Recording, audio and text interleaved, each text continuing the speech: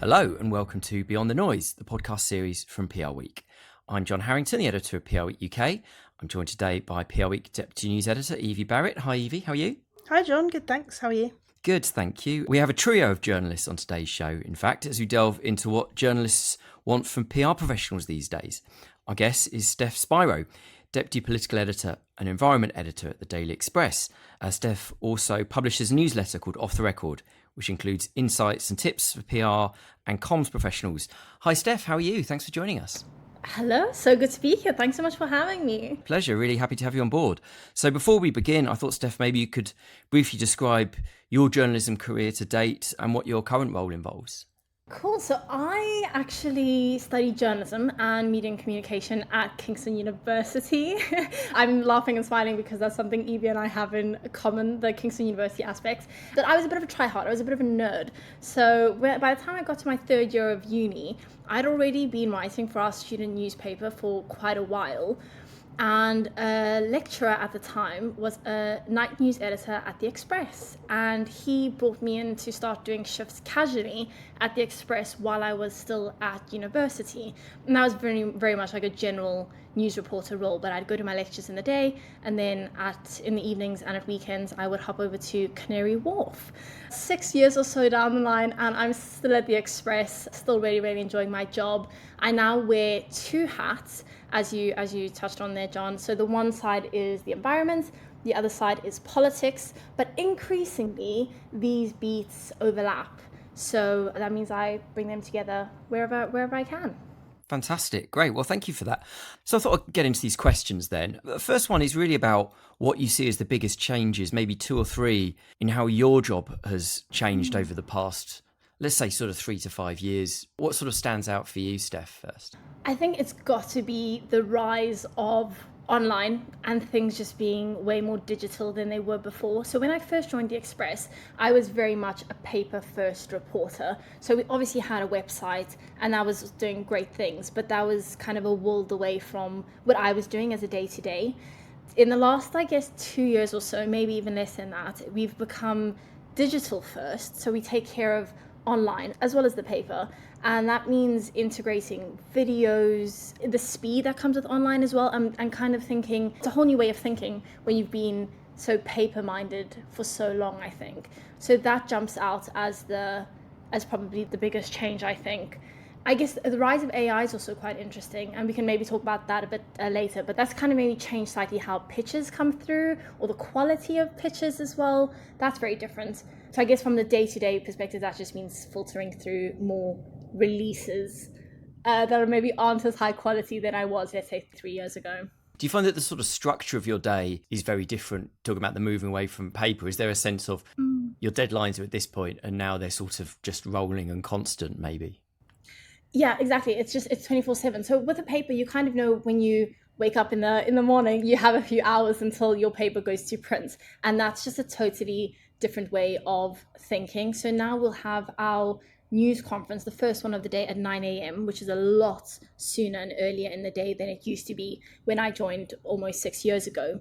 And even the shift patterns are slightly different. So we'll have, for online, 3 different shift patterns. So someone is on at 7 a.m., then someone will come on, do a day shift at like from like 10 a.m., and then someone else takes over and goes to like 10 p.m. once they start at 3. So there's been an accommodation of just feeding the online beast and having people around to staff it a lot longer than you'd need to staff a paper, I guess, because once the paper goes to print, you have a night news editor on and things slow down a bit. You have an idea of what that's going to look like, but online, you just have to be around to respond to breaking news whenever it happens. It's funny, I remember when I first started as a journalist, just over 20 years ago, I was on a weekly print, and there would be that moment of once we went to print on, Thursday afternoon, I think it was, although you did have stuff to do and the internet was around, I'm not quite that old.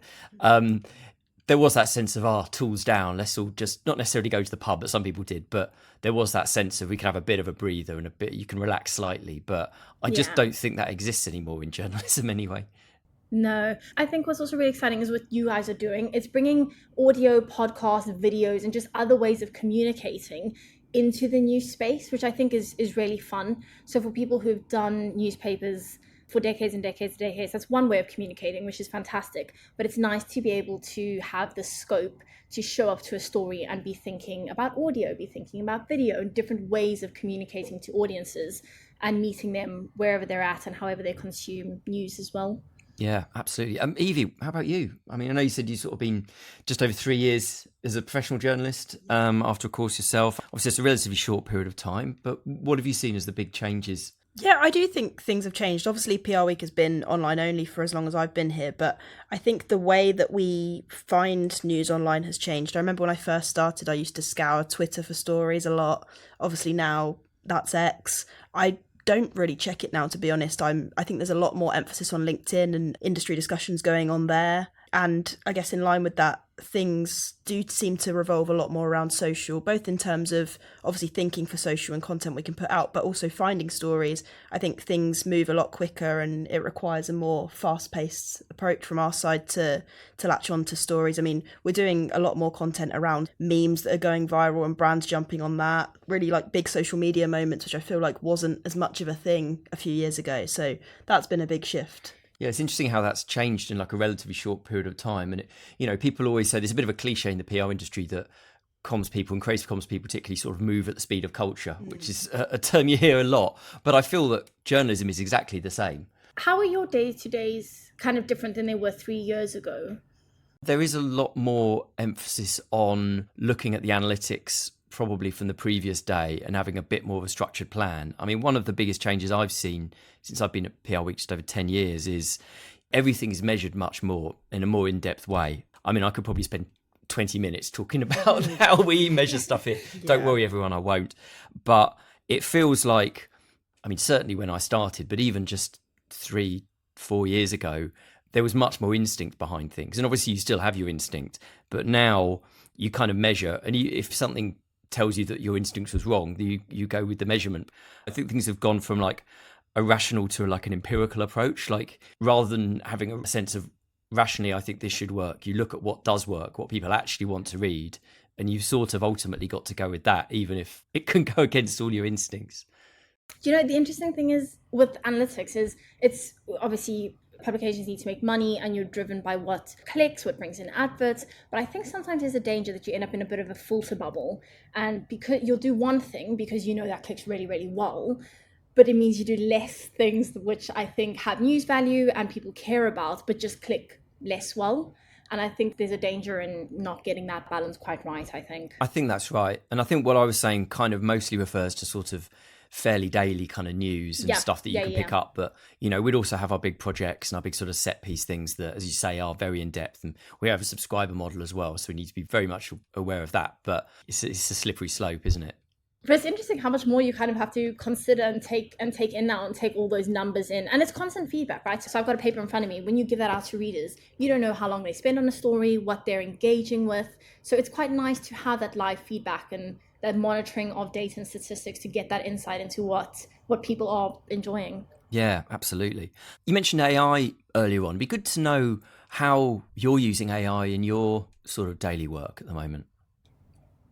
My mind immediately goes to transcribing because it's really, really helpful for that. Obviously, there's always good old shorthand and good old note-taking. I think pen and paper is hardly ever going to fail you, and often devices do. But there are some great tools that help with making transcribing a lot easier. So that's definitely one usage for it. So news writing can be quite formulaic, I think. And after almost 6 years of that, I sometimes feel I've lost my sense to write colorfully, I think.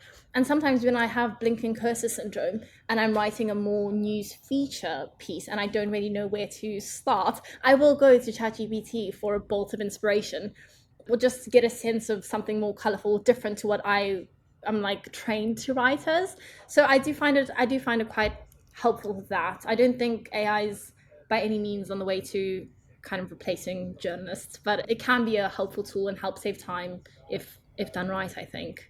Yeah, I totally agree with that. Interestingly, we use Gemini. We've got a sort of our publishing company. We have a sort of a walled sort of AI system that we all use. Yeah. And I've tried a few things, just write an article for PRWeek about X. not about the social media site, about a subject. And, you know, some of them come back and you're like, that's not entirely terrible. I mean, all of them need work, whether a lot of work or a relatively small amount of work. Frankly, I can't imagine us really going with this in any big way at the moment, but it's interesting to see how far it's gone. And we have a sort of little system that we've got specifically for PRWeek news writing, but I'm not sure we've used it to any great extent at the moment, if I'm totally honest. And it always needs the human kind of hand behind it, really. Yeah, I can't really bring myself to use it beyond an admin capacity at the moment. There's definitely uses for it. Like, for example, the other day I was going through a financial results statement and there were certain phrases that I couldn't work out. And it's useful for asking it more nuanced questions like, what does this mean in this context? Where you could Google the phrase and kind of try and figure it out yourself, but it goes that extra step. So there's definitely uses for it. But yeah, I think on the writing side at the moment, I can't really wrap my head around using it for that. I imagine it could be great if you are, let's say, planning a podcast episode or a newsletter and you need some ideas, or if someone's maybe fairly new to reporting and needs some inspiration in the form of questions. It's just helpful to give you that springboard into then thinking more laterally. So I think I could see that being really helpful. Yeah, no, I think that's right. I mean, we've tried to use it for research. To be honest, we had a piece last month where we were looking at how many agencies in our top 150 agency rankings includes the salaries on their job ads. You'd think that's probably possible with AI, and I'm sure it is, but we couldn't quite work out how to do it. It might be that in a year or two's time, that will be sort of second nature, but it feels like that's still on the horizon for us and maybe quite a lot of other journalists, really. Yeah, I think it's there's definitely a lot of opportunity. There's huge scope for improvement still. I think data journalism is really interesting and that analysis, and I think AI will probably be able to help with graphics. You mentioned Gemini and helping people with maybe their strengths might not be in the numbers, for instance, and that helps level out the playing field. Yeah. So let's get on to talk about PR folk. What do you see as the biggest changes in recent years in how PR professionals have contacted you? So I think it has been and still is very much on email. I think, interestingly, I get fewer phone calls than I used to. I don't know whether that's a generational thing. I think sometimes youngsters aren't so keen on picking up the phone, but there's definitely fewer phone calls. Every now and again, I will get a pitch via Instagram DM. Right. And I have a work account, so you'd think that's fine. But the way I use my inbox is very much as a search tool. So when something comes through, I might not use the info there and then, but months down the line, when it's 5 p.m. and I'm scrambling to get something over the line, I will go back to my inbox and search for certain terms. And those like Instagram pitches aren't going to show up when I kind of need them to. So that does happen every now and again. So I think generally people still tend to stick to emails. I would say maybe pitching in Instagram DMs is not the one. And then other than that, I think maybe there's been a slight decrease in maybe the quality of pitches in the last 5 years. I don't necessarily mean in terms of content, just the way it's written, or maybe just really untargeted. I think that, I don't know whether that's because of AI and maybe press releases being able, like AI trying to pull them together, but it just feels like there's just a lot of untargeted pitching, I think, which has probably always been the case. Yeah, it's interesting you say that. Do you think the problem is they're targeted incorrectly, or the actual releases are just more poorly written? There's more poorly written releases, or a combination of the two? I think it's probably a bit of both, is my sense of it. I think sometimes there's just a really strong desire to promote a client, a spokesperson, and it just feels very advertorial, and I have my readers front of mind. And so that's the one test that I think most pitches probably fail at. There's a lot of that. It's just people want to get their brand client in the paper, online, or whatever, without adding value to readers' lives. And then I guess just maybe with the rise of AI and things being written through AI, it's just not presented very well, I think. Do you deal with pitches? Is that something you experience? Yeah, I feel like I get a lot more generic press releases than I used to. And that might just be kind of being in the industry a little while longer. I've been added to more mailing lists and things, but I do think AI has probably accelerated that. And yeah, it seems to be either things that completely aren't relevant, or things where, as you say, it seems like advertorial and they're clearly just kind of wanting to get this spokesperson or this brand forward. But yeah, it's mostly emails that I get. I don't really get many calls, which It's fine by me. I also get quite a few WhatsApps, but again, that's probably down to having better relationships with people in the industry than when I started. And I think if it's someone that you're familiar with, then that's a fine approach too. I get a fair amount on LinkedIn, actually. Increasingly, yeah. I mean, they're usually not direct pitches for like news stories. I mean, occasionally I get that, but a lot of the time it's just sort of general introductions. And sometimes they might be in a bit more of a left field role. So maybe they don't have my, or presumably they don't have my email address. It's one of the main reasons. So I get a bit of that. I'll tell you what I find a bit annoying is when you get a release and then they just text you to say they've emailed you the release. And then sometimes they attach the release in the text or in the WhatsApp message. Yeah. I personally find that a bit intrusive. Do you give different weight to a pitch depending on where, like what medium it comes through? My instinct is if it comes through LinkedIn, it's probably statistically less likely to be relevant because I just don't know who these people are. I mean, sometimes that's not the case at all. It's just people don't happen to have my email, but I sort of assume it's going to be a bit left field coming through LinkedIn. I don't know if I give it more weight or not. It probably depends who it is and who sent it. Yeah. What do you think? Do you find yourself doing that? I mean, I would obviously read it through and like your news instinct and will kick in. If a story is a good story, that'll be a good story no matter where it comes through. But I think I'd be slightly more dismissive of something that were to come through on, I'm like talking about a text press release, for instance, attempted in like an Instagram DM. I'd be quite dismissive of that, I think, after a very quick initial skim, I think, is what my gut says. I could imagine that. Instagram feels like a strange place to send a press release or any kind of long information to me. It's just... But it happens. But I guess I admire people trying out new things, and you never know what sticks and what lands. So that's fair. Yeah. I wonder if it's a generational thing to some extent. I mean, I never really got into Instagram, to be honest. I'm not a massive fan of photos, like taking photos when I go places and stuff. So it never really felt like a normal thing for me. But I think that might be different for people who are, maybe in 20s and 30s, perhaps. Possibly. I think it's that, and also probably wanting to stand out. They probably assume that you're getting so many emails that if they message on there, then you'll see it quicker, which isn't necessarily the case. I mean, how do you feel about phone calls? Do you like being pitched via phone? Pitch by phone, I don't mind, but I will do the thing I hate people doing, which is ask them to put it in an email. So I'm going to acknowledge my hypocrisy on there. But what annoys me, but it's because I don't have that information. But what does annoy me, I will take phone calls, I will make phone calls, but when it comes to receiving them, people will often call up, ask if they say, oh, I flagged this, I've sent this to your inbox and just checking if you have any questions. But if you do have follow-ups, they very often can't answer. They have a script that people will parrot out in a phone call. And the second you come back to them with another question, there's no answer. It's like, put it in an email. So I'm so for people calling up, but then don't just like read a script, because that could be an email. Yeah, I think cool if there's a reason to, like if there's something sensitive that needs explaining or something that you can't put into an email, then absolutely. But if they're just going to call and check on a press release that they've sent or call and read out the details, then yeah, it just makes more sense to have it written down so you can actually refer to it. I think you've highlighted a really interesting point. I actually think there's a structural issue in the industry that a lot of the time the pitching to the media is done by the junior person because other people maybe feel like they don't want to do it. They feel like, oh, I've done that. I've earned my spurs doing that for a few years and now I want to be more strategic and so on. So sometimes you might get the more junior person who doesn't necessarily have the background or maybe the confidence and the knowledge to provide that information. And I've had this like several times throughout my career where sometimes you can ask fairly basic questions and then it's like, can you put it in an email or I'll get back to you? And then I feel sorry for some of those junior comms people who maybe feel a bit like, slightly daunted by it. I mean, Yeah, sure. And I think it is a generational thing that youngsters anyways don't like picking up the phone, dare I say. Can I make that assumption? So I think then it's also a lot to then have scary journalists answer the phone if that's their perception of us, and then being bombarded with these questions that they don't like. That is a lot for someone quite junior. Yeah, and I think it's probably worth saying that some journalists can be intimidating, I'm sure. Sure.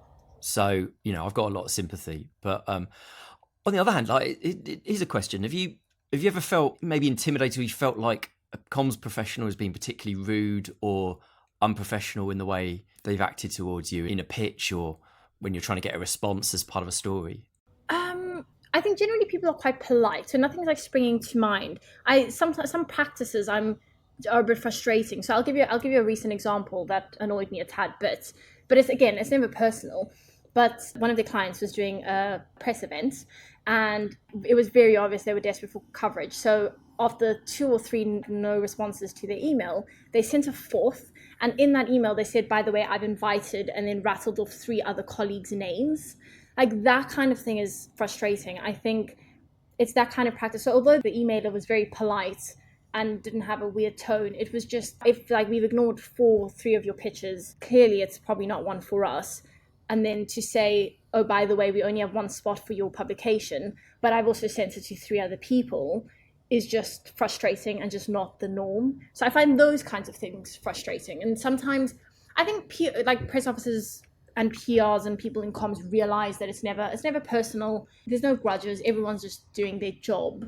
And I think each side is probably up for a bit of a fight every now and again. I think that's okay. I think that's normal. But it's mostly, my encounters have always been quite polite, I think. Evie smiling. Why? Has that not always been your experience? No, I agree. It's reminded me of like, there's situations where someone will send over like a really good story and I'll mention it to someone in the team. And then they'll say, oh yeah, I got that as well. And they've sent the press release to everyone in the team, but separately. So you all think that you're the only one that's got it and you start working on it and then someone else is doing it. There's just things like that. It's, as you say, I don't think it's personal, but I think everyone wants to do things in the most efficient way, and sometimes that's not prioritized. And like, that's the thing. I'm like, it's absolutely fine to send it to multiple people, but then make us aware that it's gone to multiple people, because then otherwise it's just an inefficient use of, as you say, Evie, everyone's time. Yeah, I agree with that. And I mean, one thing I find frustrating sometimes is if you talk to a comms professional, you get on well, and you get the impression they're going to, give you some good stories and all the rest of it, and then you read something that you expected to get on a rival publication, and then they sort of try to kind of, they're not really straight with you sometimes. They just sort of, they might give some reason that doesn't quite make sense, or they'll just sort of avoid the question and all of this. I don't know about you, but as much as we'd like everything to go first to our publication all the time, we sort of understand that maybe sometimes the client might want to take a different approach or something, and so on. But I feel like we're human. We understand that if that's the case, that the comms professional can just say it and say, like, I'm really sorry, our client, for whatever reason, wanted to go with this title. We've got this coming up for you, or whatever it might be, and have a bit of a sort of trade-off like that in a way.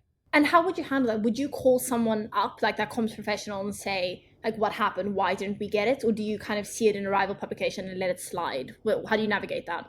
If it's a big story, then I'll usually follow it up. Normally I just ask very politely, could you let us know why this went to this publication first? Yeah, I think if they acknowledge it, then you can kind of come to terms with it. Like, I remember I asked someone before and they said, we give most of our news to you, but we have to go somewhere else occasionally just to keep other people on side. We don't want to alienate other titles, which I think is fair enough. I think if they are aware of it and you can have a conversation, then it just makes it a lot easier. So what other areas do you think could be improved in terms of how PR professionals act towards the media? And do you have any sort of particular advice there? I think if I'm thinking in the age of digital, 2 things come to mind. One is speed. In recent weeks, I've had conversations with a bunch of people and they talk me through their sign-off processes, which explains so much about sometimes not getting a quote as soon as we'd like to. News is, you want to be first, especially online. You want to get things up. And I think whoever's able to adapt to that need for speed has so much to gain. So I think so many different clients have different structures of signing things off. But if you can condense that, minimize that, I would advise people to try and improve their speed aspect, I think, sometimes with quotes. And then also thinking in terms of digital is keeping in mind the ecosystem that now exists around news in terms of digital needs, so video, audio, and just being able to offer like let's say they put forward a spokesperson, it's no longer just going to be in print. So can they do a quick video for TikTok? Or is there something we can do down the line for YouTube? It's just expanding beyond this is just going to be in print or just online. I think that's increasingly, I think, important for PR and comms people, which would be really, really helpful, I think, for our jobs. Yeah, no, that's a really good point. I mean, do you like it if in the press release or in the blurb they'll say available for film interview, can be contacted, will be in London on this day, or that sort of thing? Do you find like basically as much information as that sort of information as possible is useful? Yeah, I think so. It probably depends on the story as well and how much news value the story has. So it's not like that kind of package isn't something that we'd be able to do for every single person we quote. But if it's if it's a really big story, or someone's got a good setup, or they know their client's really punchy, for instance, and that would work really well on video, then it's worth offering that, and offering that quite early, I think would be a huge help. Yeah. On the point about speed and timings, I know a big bugbear can be embargoes. I know you've had a few big LinkedIn posts about that recently. I love an embargo. A bit of debate. I mean, for us, I think it's frustrating if we get sent a story at 5 p.m. one day and the embargo lifts at 9 a.m. the next day, because then no working time really to ruin our evening, put that together. I mean, what's the ideal situation for you, Steph? Okay, I'm such an embargo nerd. I could talk about embargoes forever, which is so sad. But I mean, sometimes pictures will come in that are brilliant, but they will come in at, like, as you say, it might be like 5 p.m. with sometimes even a midnight embargo. And if that's really good, it could be a really, really good story, but time is not on your side at that point. So in terms of embargoes, I think what I'm about to say might be at odds with broadcasters. But I quite like an 8 p.m. embargo. I think that works quite well. But then send that over like the day before, or before our first news conference of the day, because then you've got a better chance of it having a good showing. But I think 8 p.m. there's a bit of a spike in online traffic. People are home. People are kind of done commuting, maybe scrolling around. Now, obviously, that won't apply to every single country, because culturally people do different things once they're home. But in the UK, there still seems to be a bit of traffic then. I think that works quite well. It's still fresh for the paper. 10 o'clock news might be able to pick it up. It's still fresh for broadcasters in the morning. I think that works quite well. Midnight embargoes, I think, should be dead. They've served their purpose. I think, like, no one's online at midnight. So I think you find a lot of publications will schedule those for 6 a.m. anyways. So, and I guess there's a lot to gain there, because I could still get in print. The morning round can benefit from that. But 10:30 p.m. and midnight embargoes, I just don't think work anymore, and should probably be scrapped, is my view. Interesting. Do you have an ideal time, Evie? I feel like the timing doesn't matter too much. It's more about how far in advance you've been given it. I think, as Steph says, if you've been given a day or so, like enough time to really look into it and put something together, then the timing doesn't matter too much. I mean, at the other end of the scale, I've been sent something like a month before it's due to go live, and that's not really helpful either, because you end up sort of putting it on a to-do list and then it might get lost or that kind of thing. So I think people checking in and saying, got this story, when works for you to go live with it, or just giving you enough notice is ideal, really. What I'd say does need to be consigned to history is different embargoes for different publications. The idea, I remember back in the day having an argument with someone in a different magazine I wrote for, where they had a regional exclusive and they had like a trade exclusive. And the regional exclusive, I think it was for probably a title in Manchester, was quite a lot earlier. And it's just, in the age of the internet, I don't understand how you can have regional exclusives, trade exclusives, national exclusives, international exclusives. I find that very silly and very outdated now. Oh, that's really interesting. I completely agree that in the digital age that probably wouldn't work. I think what I'm not completely against is having one report, but having different aspects to it that had the same embargo that you can push out. But the key there, to your point, is they all have the same embargo and people have different top lines. Absolutely fine. But I totally agree. I think that's a really good PR approach, actually. If you've got a report that you think can work for different parts of it, work for different titles. And I think this comes back to thinking like a journalist. It's kind of like, you should know the titles enough so that you can think this is a good angle for you. And you actually maximize the amount of coverage you get, but you don't really annoy anyone because you're going to different titles. Yeah, great. Exactly, 100%. How do you feel if you get a press release with an embargo that was in the past? Because I don't know about you, but that makes me quite frustrated. And then my immediate thing is I just look for where else it is. Do you mean as in someone sending you the report, once the embargo's lifted? Yeah. I don't even give that time of the day. No, it just makes me think either they're not very good at their jobs, or they've definitely given it exclusive somewhere else, so you just don't worry about it. Yeah. Yeah, 100%. I'd be rather dismissive of that, actually, I think. Yeah. I know we're going to move on and talk about some more positive things in a moment, but one other thing which really irritates me is when you get a press release which is, in my opinion, purposely vague, where someone's almost trying to pull the wool over your eyes to get coverage on something that maybe wouldn't be newsworthy if they'd just stated it plainly. So, for example, something that says it's a launch, but then when you actually start asking questions, it turns out that it's a rebrand of something that already exists. So maybe that's more of a trade press thing, but I feel like sometimes people will purposely hide things in vague language and hope that you'll just cover it and not ask follow-up questions.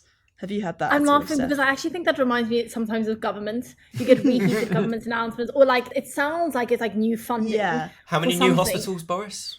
Yeah, exactly. It's like, but it's like once you look into it, it's actually not that new. The funding pot's been around for a while, and things have been moved around, and this is a reheated announcement from that government. There's a lot of that around. Yeah, no, I agree. And again, you're right. We'll go on to more positive things in a bit, but I would say another thing that I sometimes find a bit frustrating is kind of quite vague offers of help in some way. Sort of, we get this sometimes where people would get in touch with us, say, "Oh, what are you working on? Is there anything I can contribute to?" And I can kind of understand that. And there were worse things to get, but it's a bit like if you're put on the spot.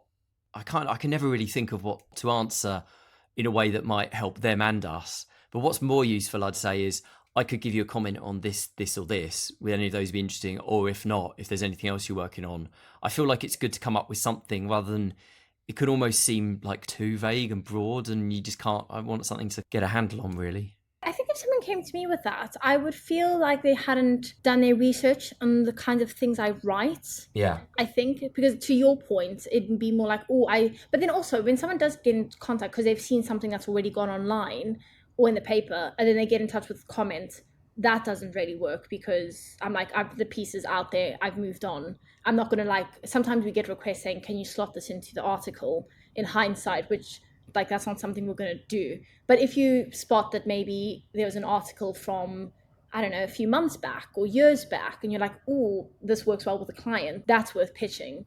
But yeah, as you say, vague. I mean, if someone comes to you, we journalists get thousands or hundreds of emails, right, all the time. And if you don't know the person, then dare I say, I don't know that there's, and their offer's quite vague, there's not a huge incentive to reply with a nitty gritty breakdown of what you're working on. You don't know the person.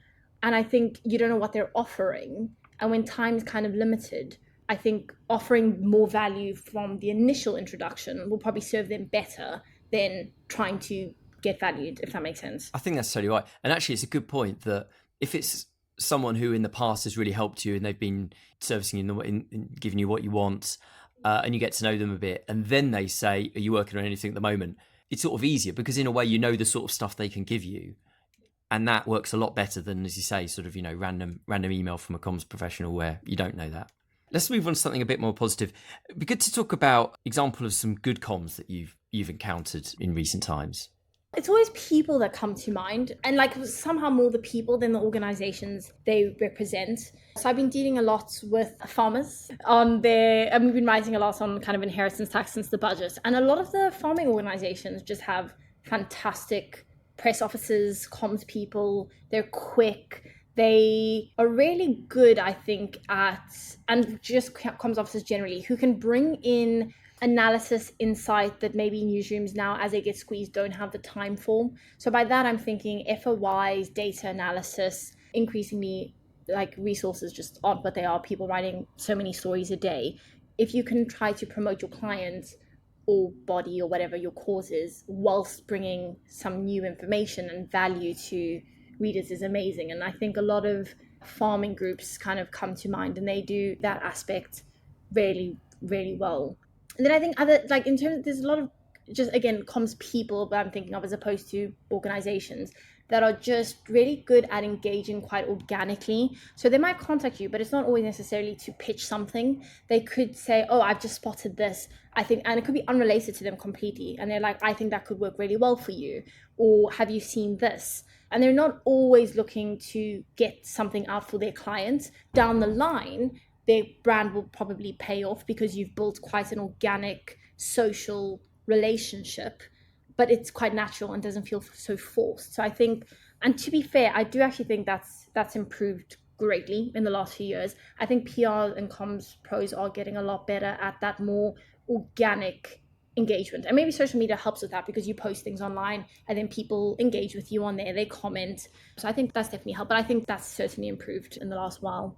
Yeah, it's definitely the people who don't see it as a transactional relationship. And as you say, the people who are just helpful generally, even if there's not something in it for them, because then later down the line you might be able to do something together. I also think the people who are transparent and understand how we work, like I've had people kind of call me up or come to me and say, I know you wouldn't usually cover this, but we're trying to get some coverage. If we provide this detail, would that help?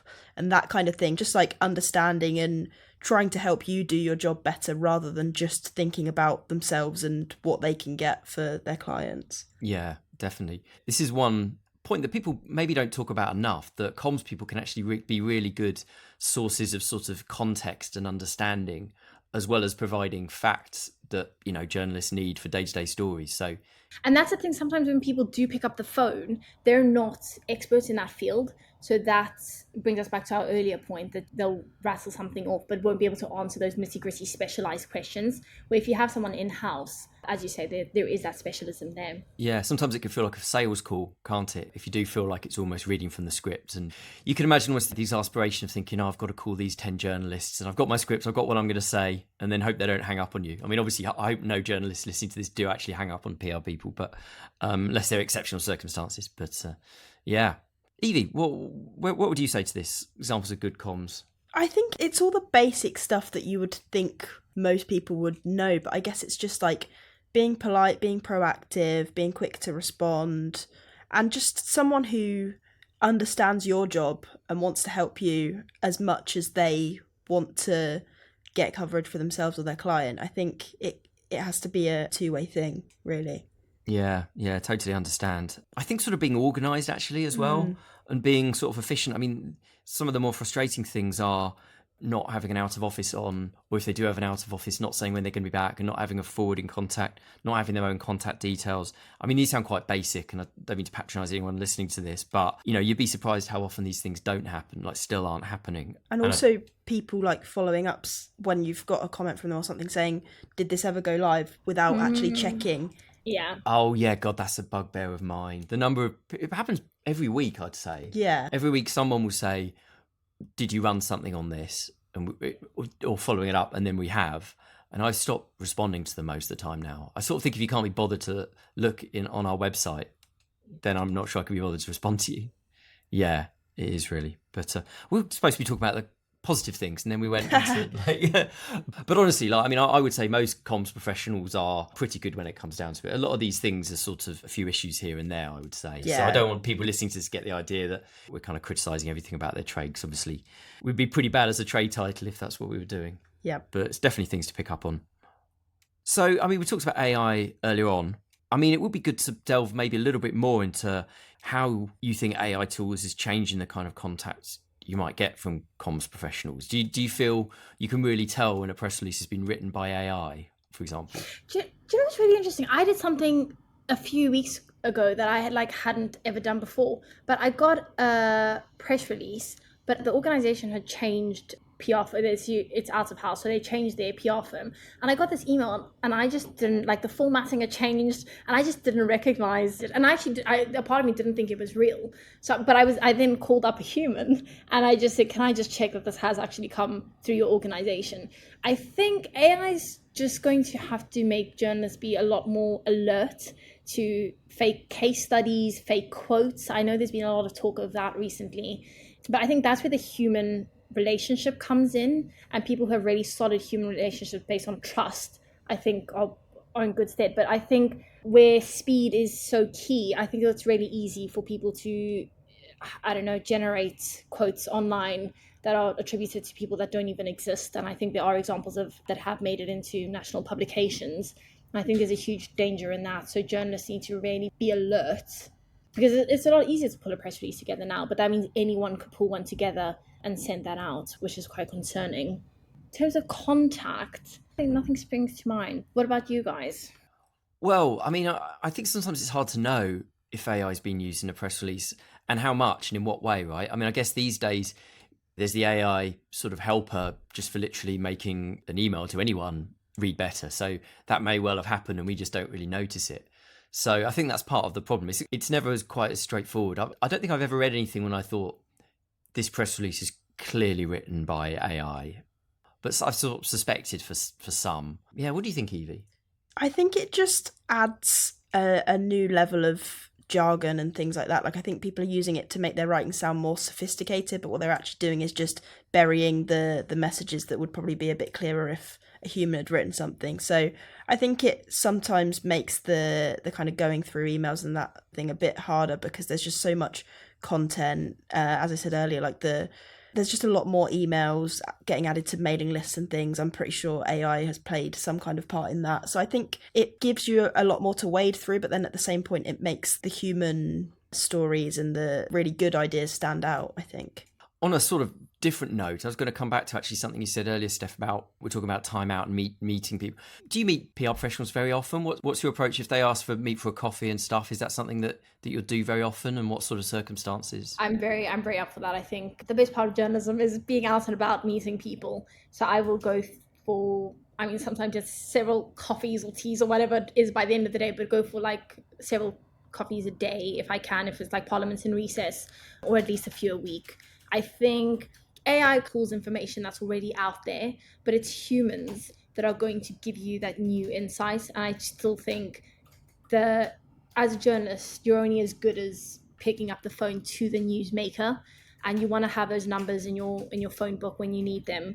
And so I think, yeah, coffees I do them all the time, and they're really helpful for just building rapport, sussing out what people are, whose client, what clients they have, what data they're able to provide or whatever. So I'm a big fan of those. And it's a shame. Sometimes it feels like, because you never know what's going to pop up as a journalist, whether there might be a briefing, or the online demands are sometimes quite intense. But I think it's always worth making time to meet people in person if you can, for sure. It'd be good to talk about what's ahead really with media. I mean, I think about this sort of thing a lot. Do you have any sort of particular predictions for where the media might be going over the next sort of 3 to 5 years, say? In 3 to 5 years, I wonder whether there will be a shift towards actually longer form content and more analysis. So if I'm thinking of YouTube, longer form YouTube videos, I know shorts are very in, but I wonder whether there will be a shift towards pieces that are, let's say, half an hour long, but with a lot more analysis and insight, as opposed to just a straight reaction story. I think there'll be a lot of that. Video, I still think, has huge potential. And yeah, I don't think papers, I think in the next like 3 to 5 years, I think we'll still have papers around, but obviously the people who read papers are fewer and fewer. So that I think unfortunately there will be a bit of a decrease, and you might see some favorites disappear and kind of switch online only.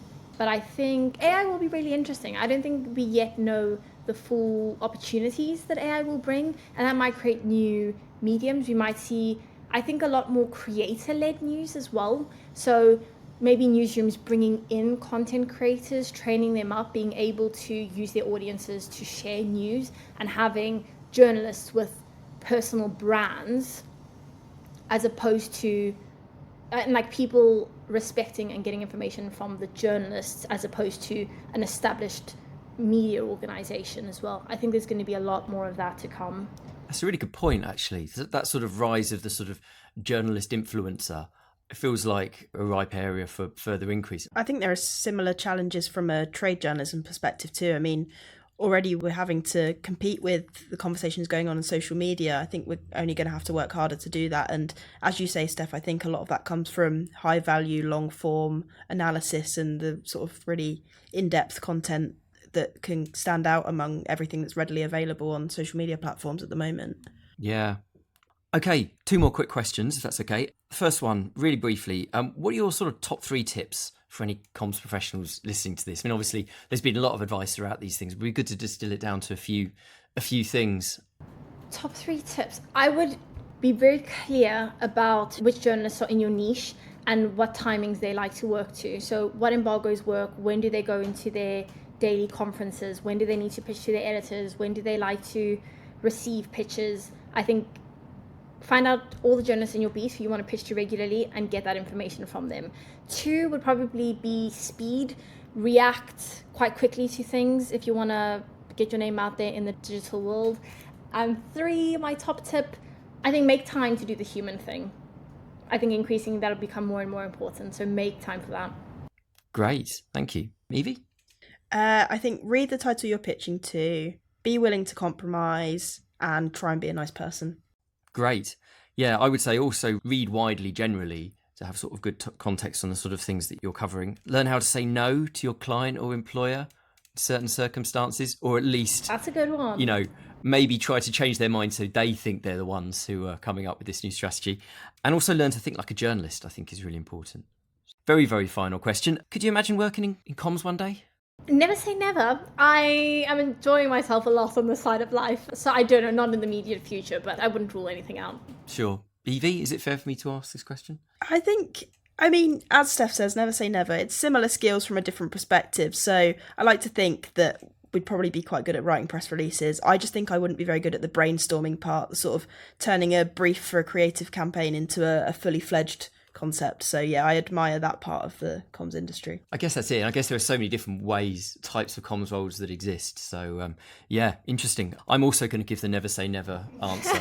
But yeah, brilliant. Well, that is all the time we've got. So thanks so much, Steph. Really appreciate you coming on board. I'm sure everyone's learned a lot from this, and Evie too. Thanks for your time, and thanks to everyone for listening. Until next time, goodbye.